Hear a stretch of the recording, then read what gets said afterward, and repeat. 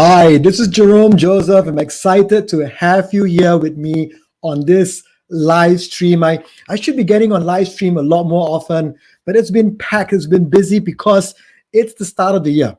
And in the start of the year, as a consultant, as a speaker, I get called in very often to work with brands on a few things. Number one, I get to call in the brand who has, they have a strategy in place and they want to execute that strategy in the marketplace. But I've also had brands who have no idea what to do. It's 2021. What's going on? What can I do to bring my brand to the next level? So interestingly enough, with what's happened around the world with the challenge of COVID, many brands have approached us over the past few months with this very simple and powerful word. And that word is rebranding. They are looking at rebranding, and of course they call in an expert like myself and my team at the Brand Theater to really help them with their rebranding. So today I'm very excited because today I want to focus and really talk about the art of rebranding. And I'm going to spend a little bit of time talking about what are some of the reasons that you need to consider when it comes to rebranding for your business. So let me give you a quick example of a client of mine. So the client of mine, and again, because of confidentially, I'm not going to mention his name, but a client of mine who over the past 10 years were doing extremely well in the manufacturing business. And then what's happened is because there were increasingly a high number of competition that came into the industry. And what this competition has done is that they have positioned themselves a lot better than him. They have positioned themselves extremely well, and he started losing a lot of business. And of course, he was extremely upset. So we went in and we looked at his brand and we said, look, your brand today is not relevant to the target market anymore. Your brand is old-fashioned. Your brand is not keeping up with the times, and as such, we had to take them through on a rebranding exercise.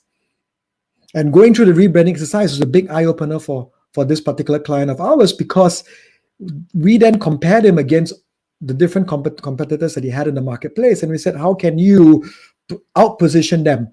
How can you, create a brand that stands out in the mind of your customers? So today, with the art of rebranding, I really want to take you through thinking about rebranding. Now, firstly, is rebranding for every single person? No, it's not.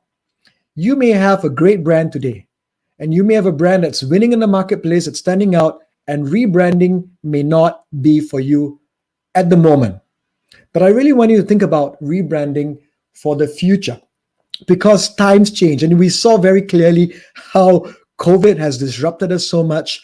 So with times that are changing, I truly believe it is very crucial for us to start thinking 4 or 5 steps ahead and be prepared for when the time comes. So the art of rebranding is going to cover a few things. But before that, let me get in and introduce myself a bit. For those of you that have not met me, if you're on my Facebook, of course you have met me. But if you're on YouTube and subscriber, you may not know about me. Let me share a little bit about myself. So my name is 𝗕𝗏𝘁𝗶𝘁𝗵. I've been doing this now for more than 23 years. I've run programs. I work with I consulted with clients in 34 countries.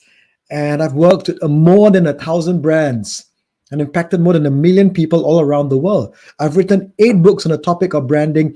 And in 2022, I was ranked number 2 in the world as a global brand thought leader. So I guess you can say I know what I'm talking about, right? So one of the things that I stress when I work with clients is I'm a practitioner. I do this for a living. I go in every week and I talk to different businesses. I talk to businesses at this level. I talk to businesses, which is the MNCs. I talk to the mid-sized businesses. I talk to the small, medium enterprises, and I talk to the startups. And they all have their own unique challenges. They all have their own unique problems. But I have the experience and the depth of breadth experience working with the range of these businesses. So today, I want to bring you through what we're going to be covering, right? And really talking to you about the reasons why you need to be doing a rebrand. And I'm going to minimize myself so that you can focus on some of the things that I'm going to be sharing about. So let's go through this a little bit more, right? So there are a few reasons why you need to rebrand. Now, of course, I want to put in a little bit of a disclaimer. There are a lot more reasons I could cover, but I don't have the time. So I'm going to focus on 7 key reasons why you need to rebrand. Number 1, it is about when you are in a time when you need to completely reposition your brand. When you go, I don't think I'm standing out in the marketplace enough and I need to stand out a lot more. So that could be one reason. Number 2 is when you may have a negative reputation in the marketplace. Maybe you did something wrong. Maybe your product has failed and you need to probably change your image as a result. Number 3, maybe you want to attract a new audience, a new category. Or maybe your positioning is inconsistent. The messaging that you put out is inconsistent with your target audience and you want to change that. Maybe you have evolved. It's a natural course of evolution for most brands to go through, these changes, and you've evolved and you think that, hey, because I've evolved, I need to rebrand. Maybe you're not as good as competition. Like the story I shared on early on, maybe you're way, way behind, right? And competition has evolved and you need to get better. Or maybe you've been acquired. There is a merger that's happened in your business. And to get your brand out there, you probably need to rebrand that. So what I'm going to do is I'm going to take you through all these different reasons together with some examples to get you really thinking about why you need to do rebranding. So let's start with the first one. The first one is going to be when you need to completely reposition your brand. So let me give you some context. Now, for those of you that whose parents use Old Spice, you probably, as I grew up, my dad was the Old Spice guy, man. He was using Old Spice. And then, as of course, with me, right? I mean, I just felt it was such an old man or old conservative brand that it just reminded me of my dad and my grandpa, that it didn't make sense for me. It wasn't trendy enough. So Old Spice had a problem. Right, so they needed to reposition their brand in the marketplace. And this is what they did. You see this guy down here? They got this NFL player called, let me get his name correct, Isaiah Mustafa. Right, they called him the Old Spice guy. Right, and if you ever Google and you look at commercials, you realize that it's completely evolved as a brand. I mean, it's become modern, it's become trendy, it's become attractive, it's become cool. It's really all the qualities that Old Spice wants to give you when you think about choosing a deodorant, right? There's a lot of humor in the brand as well. And again, it's really evolved. And Old Spice did a really good job in moving from a traditional grandpa type of brand and repositioning through the art of rebranding, repositioning themselves into a modern, trendy, fun brand for a new audience segment. So that's one example of why you need rebrand, an example of a case study that you can look at. Let's look at another one. So this is the second reason why you need to rebrand, is if you have a negative reputation. So my wife loves Burberry, and she loves Burberry. I gotta say I'm not a big fan, but it's cool, man. I mean, someone gave me a Burberry scarf, and I love it. I still have that scarf. It's such a cool, trendy scarf.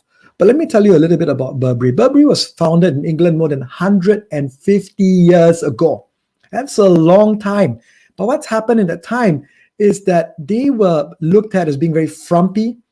They were looked at as being, kind of like gangwear. In fact, it was very interesting that there was a story about how they were famously, if someone's wearing a Burberry, you were kind of banned going into pubs in England. Right? So I don't know how true this story is, but it was just a story about how Burberry was associated with gangwear.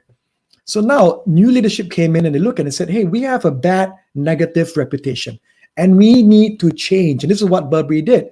Burberry went out there and they went through this entire transformation, and they brought in high profile celebrities of the brand. Kate Moss, for example, Emma Watson of Harry Potter fame, all part of that new trendy celebrities. So case to point, right? Burberry sales went up 27% to $747 million. Wow. Pretty good. And that's in 2012. So it's a great example of how when you have a negative reputation, you can look at really changing your brand. Of course, in today's day and age, I mean, brands suffer from controversies all the time.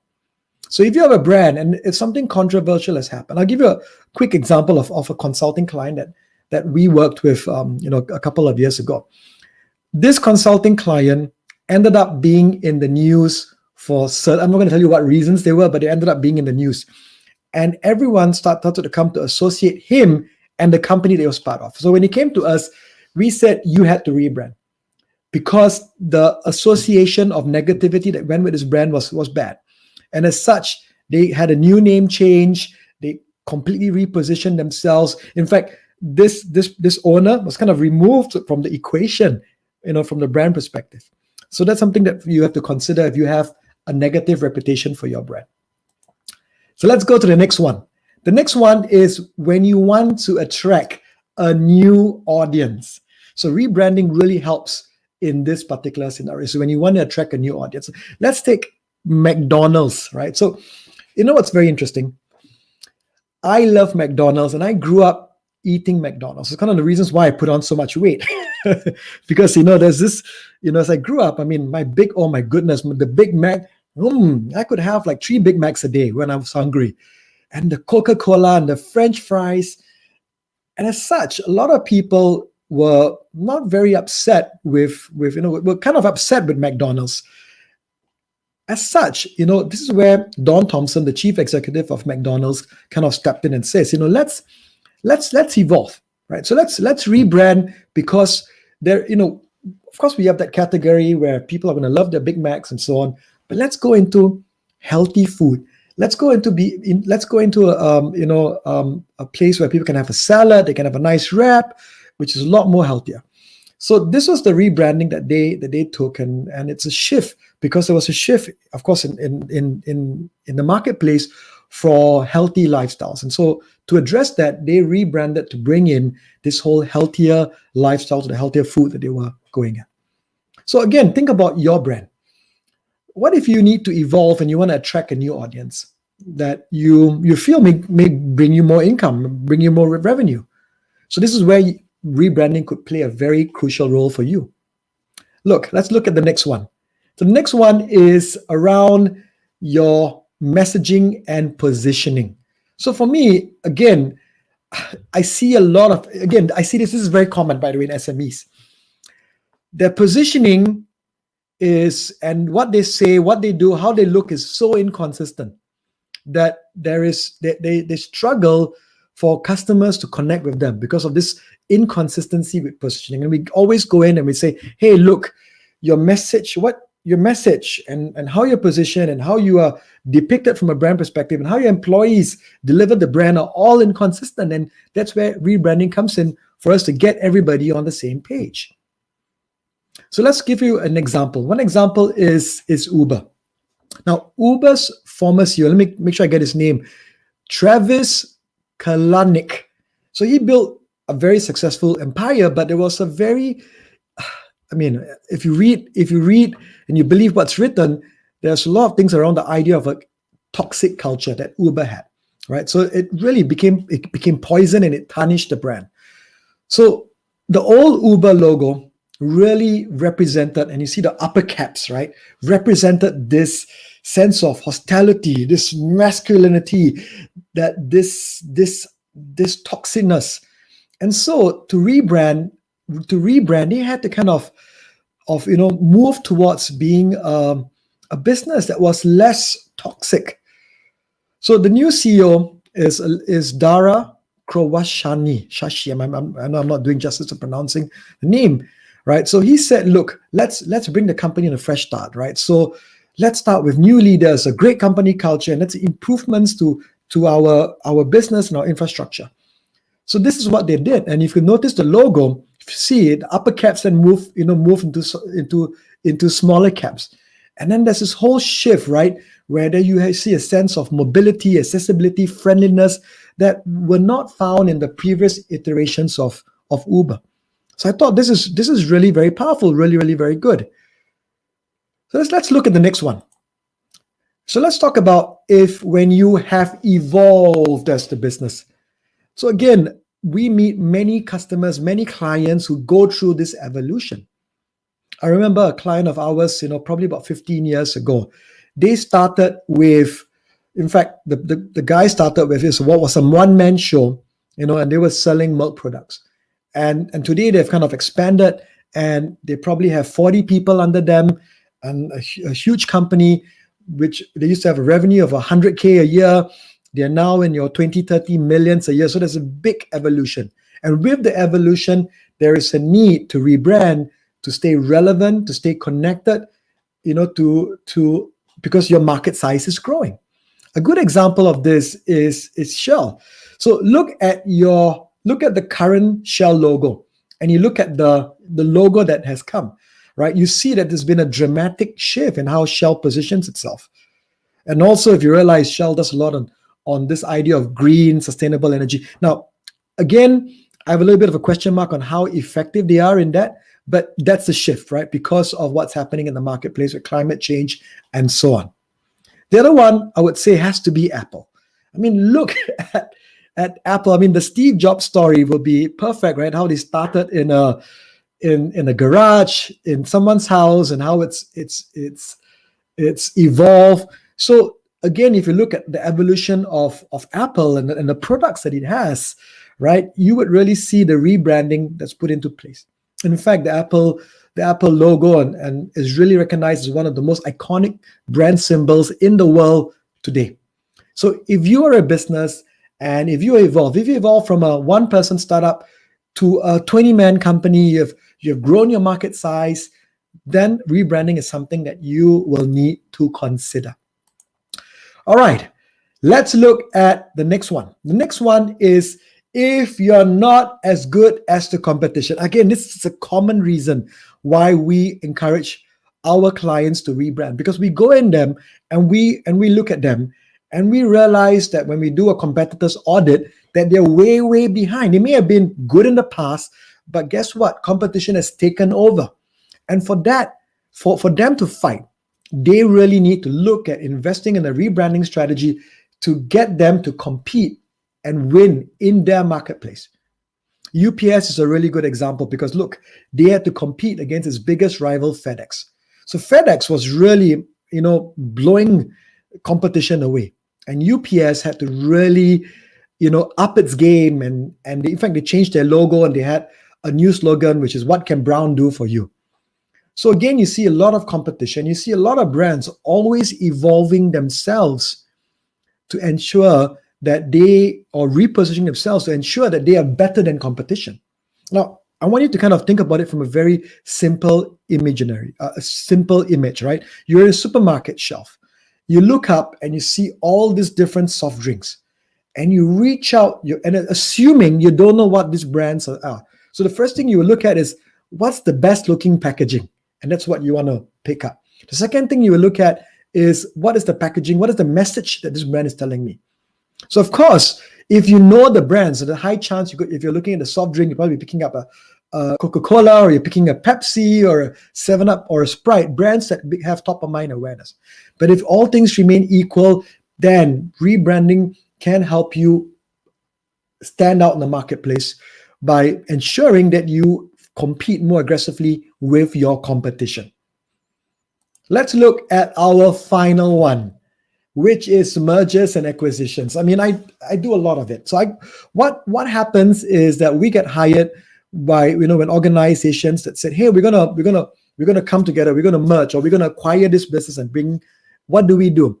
Should we follow their brand? Should we follow our brand?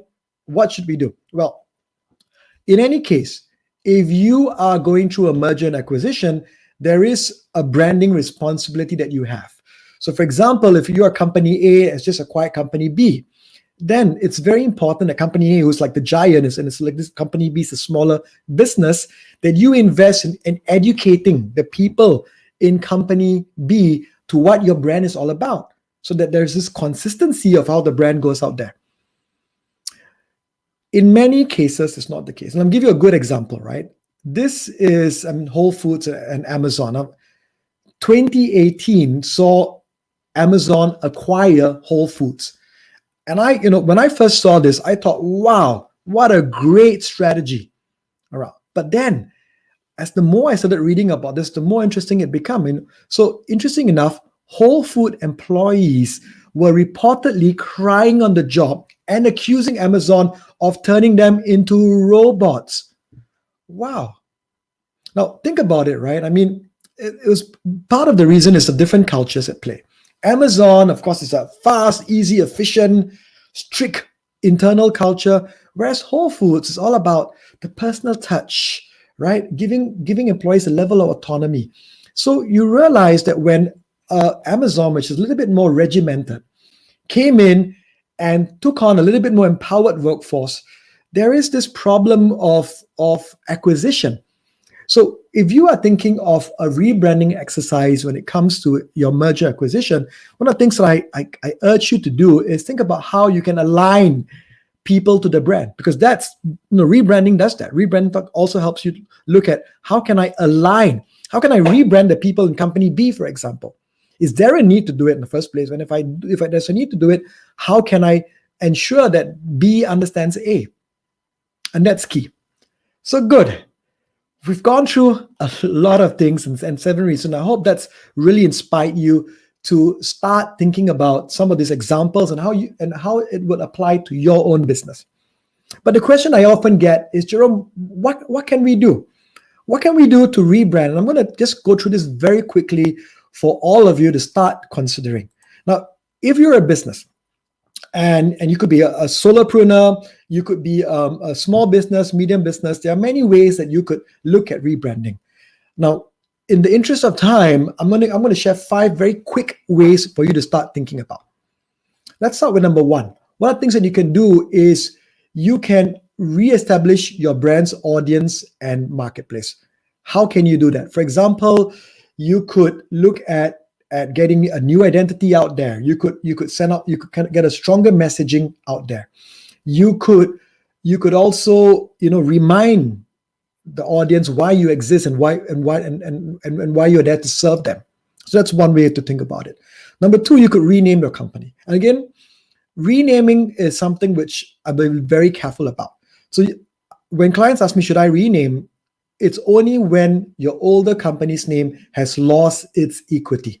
So for example, if you had a negative reputation, as you saw in the earlier case, yep, it may make sense to rename. Or if you want to capture a bigger marketplace and you think you need a new name that's more relevant to that bigger marketplace. Number 3, you could look at what you stand for as a brand. You maybe need to redefine that. 4, you could be a very identity. So you could look at visual and verbal elements of your brand and say, look, I need to change this, right? I need to change my logo. I need to change my name cards, my brochures. So that's very tangible. Of course, you can see the visual elements and of course the copy that has changed. And a lot of companies typically think that's rebranding. It's not only that, by the way, it's just add in a quick disclaimer, but it's a component of rebranding where you change your visual elements and in verbal. Or you could also look at changing your positioning in the marketplace or your messaging in the marketplace, right? You could move into, connecting to a bigger audience.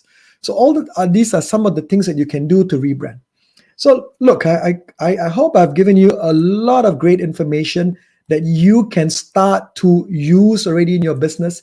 I do this very often, right? I mean, I go into organizations and I help them to really drive this, right? I help them to really drive how they can look at rebranding and how they can work on building their brand. I would love for you to reach out to me if you have questions. So please email me at jerome@jeromejoseph.com, and I'm happy to provide you with answers to some of your questions. You could also look at the different websites. So if you are looking at brand consulting, it's www.thebrandtheatre.com. Please feel free to go in and watch, to see what we do and how we can help you from a consulting perspective. If you're an organization that's looking at training, you need a strategy session with me, I would love to come in and spend 2 days, 3 days, 4 days, a month with you and really sitting down and deep diving and helping you craft your brand strategy. You could be an organization, you could be an entrepreneur. I'm happy to help you with both. So I look forward to connecting with all of you. Feel free to reach out to me. The art of rebranding is not an easy thing, but I hope that I've given you ideas that you can start to think about if there is a need to rebrand today for my business, my brand, my product, my service. So my name is Jerome Joseph, and I wish you success in building your world-class brand. Take care.